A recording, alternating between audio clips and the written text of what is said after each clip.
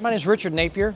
What I have behind me here is a 1978 Chevy Malibu Classic. It started off probably in a light bracket car when I first got it out of Virginia. We're talking maybe 40 miles from the ocean, Virginia. So it's a Richmond facility in GM, that's where it came from. So it's never left that state. Basically bought the car in 2005. From that point on, it just started getting dumb. We did a lot of, it had a motor in it, it had no cage in it. I mean, it was just a street-driven bracket car. The guy actually built it for his wife. Well, eventually she wanted to go faster, so they got her something else. So I actually went out there 2,400 miles later, actually brought it back. And then every year you want to go faster, you want something different, you want some paint work, you know, you always want to look different. So basically it started off where, well, what if we do flames? Well, let's do some flames. Well, then a couple years later, there were ghost flames. I wanted them brighter, so we selected basically a 2020 Ford Raptor Ruby Red. That kind of pops pretty good on that. Had a lot of flake in it, looks really good in different lights.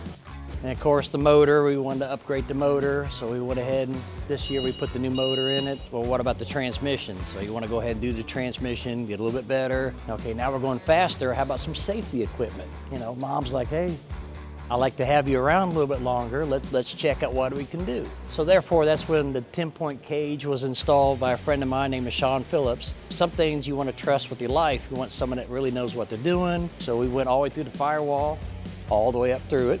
I mean, it's through the whole dashboard, side to side. The way he described it, it's kind of like you putting on a shoe and you got to stretch your foot in there to get into it. So the whole car was stretched and where it's supposed to be square.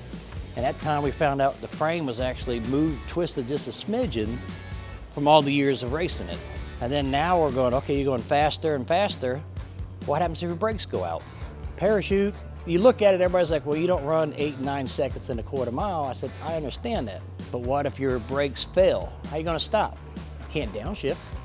You ever hit the e-brake on a little car and see what it does? It's the same thing if you downshift. So now I get a parachute. All because at a stoplight, I want to look like the fastest kid on the block. I think I've established that with this vehicle the way we got it ran now. I mean, it's a very nice car. It's not the $10 million car. This is a home-built family vehicle. I'll probably put 400 miles a year on it. There's no wipers, there's no heater, but all that stuff don't make it fun. My mom was basically we call her the crew chief. She's pushing almost 80 years old. But she's the designer. She's the one that masked off all the flames. My older brother's the painter. He's the one who did all the paint work. Me and my little brother do all the mechanic work on the cars. So actually it's just literally a 2-car garage. We built all these cars ourselves. You know, a lot of people have sponsors. Well, I got mom, family, and there's a couple of little speed shops around here, RPM Performance. They help me with my nitrous fills. It does have a 250 shot of spray on it. I mean, it is a 525 horse, 12-to-1 motor, full roller. It's all real. It's expensive to race them and break them. So I like to more be the fastest guy at a stoplight. That's kind of my idea of what I want to look like. But if you want to squeeze the trigger a little bit, it will pull the wheels and it will do what it's supposed to do. Until then, it looks really cool at a stoplight or a car show, or the world of wheels. But it's just basically a home-built vehicle. We really enjoy it as a family. I can put my wife up front, my 2 kids in the back, 2 grandkids, and then we drive to the suds, get some ice cream, and go home. It's a street car.